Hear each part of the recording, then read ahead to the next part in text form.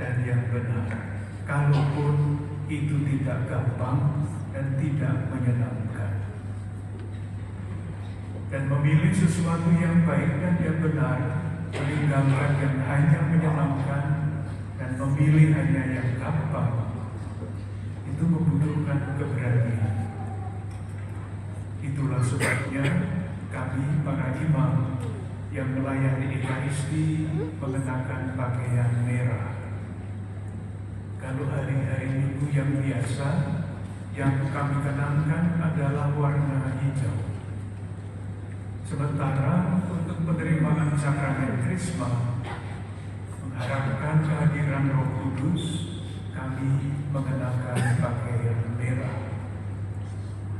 Lambang dari apa? Lambang dari keberanian untuk terus berusaha memilih yang baik dan yang benar di dalam kehidupan kita. Saya katakan berusaha karena kita tidak selalu berhasil memilih yang baik dan yang benar itu. Kita membutuhkan kekuatan rohani, kekuatan dari Tuhan, agar kita dapat selalu berjalan di dalam garis itu. Itulah peranan Roh Kudus di dalam hidup kita. Menerima sakramen Krisma adalah menerima kepenuhan anugerah Roh Kudus. Artinya apa sebagai orang yang dewasa?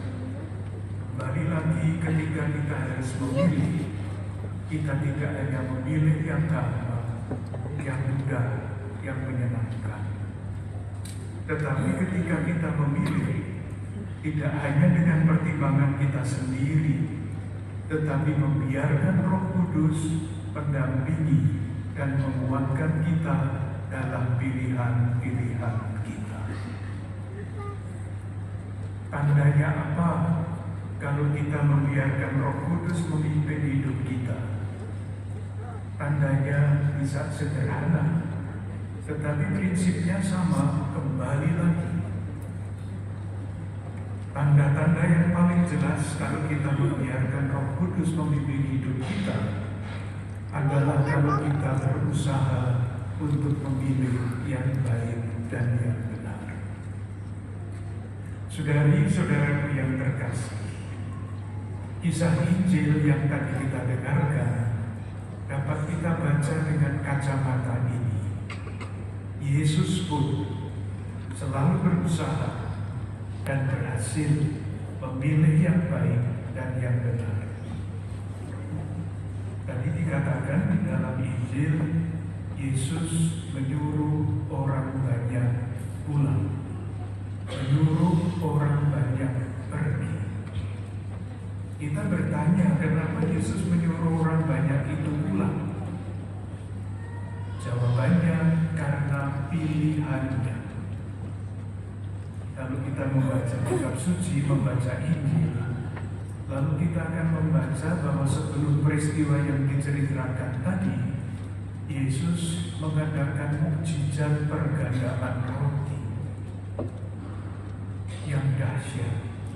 Nah, ketika orang banyak itu melihat bahwa Yesus membuat mukjizat yang hebat, mereka itu ingin menjadikan Yesus penguasa. Sudah terbukti ia berkuasa, mari kita jadikan pimpinan kita jadikan penguasa bagi kita. Itu harapan orang banyak. Yesus sadar itu bukan jalan hidupnya. Jalan hidupnya lain, yaitu mencurahkan kasih-Nya sampai sehabis-habisnya. Tidak sebagai penguasa, tetapi sebagai gembala yang baik yang menyerahkan hidupnya bagi domba-dombanya. Maka supaya pilihannya itu tidak terganggu oleh orang banyak yang ingin memaksakan kehendak, Yesus menyuruh mereka pergi, memilih supaya tidak dijadikan pemimpin yang mengandalkan kekuasaan. Apakah keputusan itu mudah dibuat oleh Yesus? Tidak. Maka dikatakan di dalam Injil Yesus mendaki bukit dan berdoa seorang diri. Itulah saat ketika Yesus mengharapkan bimbingan Roh Kudus dalam doa agar pilihannya tidak salah. Dan hal seperti itu sudah dialami oleh Yesus sejak penampilannya yang pertama. Pasti kita semua ingat kisah Yesus digodai setan. Diminta untuk mengubah batu menjadi roti, kekuasaan, kemakmuran ditolak. Yesus digoda untuk menjatuhkan diri dari hubungan bait suci, ditolak. Yesus ditawari kekuasaan untuk seluruh dunia, ditolak. Itu bukan pilihan dia. Pilihan Yesus adalah menyelesaikan pekerjaan Bapa, yaitu menyatakan kasih. Ketika renungan saya sampai di sini, saya ingat satu pengalaman sekian tahun yang lalu mengenai pilihan. Waktu itu saya mengunjungi satu keluarga Katolik di kaki Gunung Sumbing di Jawa Tengah, sekitar sudah 20 tahun yang lalu. Guru itu dibentuk untuk menjadi guru di sekolah dasar di wilayah itu.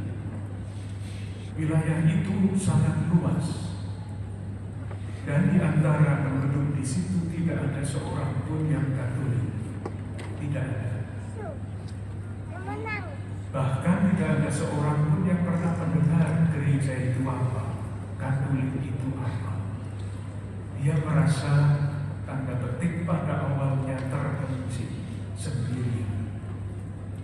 Sesudah beberapa waktu melihat-lihat sekeliling, guru itu tahu bahwa di desa terakhir di kaki Gunung Sumbing, desa itu masih desa buta huruf, tidak ada yang tahu baca tulis. Maka sebagai guru hatinya tergerak, saya akan membantu desa itu mengajar mereka baca tulis. Jangan dibayangkan ada jalan bagus, jangan dibayangkan ada kendaraan yang dapat mencapai daerah itu hanya jalan kaki setapak. Tetapi dia putuskan setiap minggu 2 kali untuk pergi ke desa itu dengan berjalan kaki naik 3 jam, berjalan turun 3 jam, seminggu 2 kali, tanpa seorang pun yang menyuruh, tidak ada bayaran apa-apa. Yang saya ingat betul, ketika saya pamit dari keluarga itu, Bapak itu mengatakan begini dalam bahasa Jawa, lalu diindonesiakan kira-kira begini: Romo, saya melakukan semuanya ini dengan senang hati dan dengan rela dan tulus, dengan satu tujuan, supaya masyarakat di sini yang belum pernah mengenal gereja, yang tidak pernah bertemu dengan orang Katolik, tahu bahwa orang Katolik itu hanya ingin berbuat baik.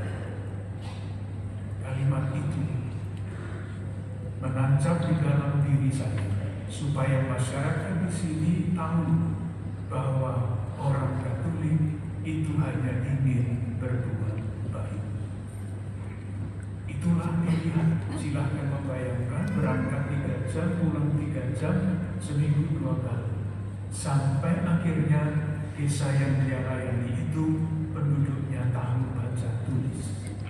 Pilihan yang tidak gampang, yang tidak menyenangkan mungkin, tetapi pilihan yang baik dan yang benar, karena ia mengikuti Yesus yang rajin berbuat baik.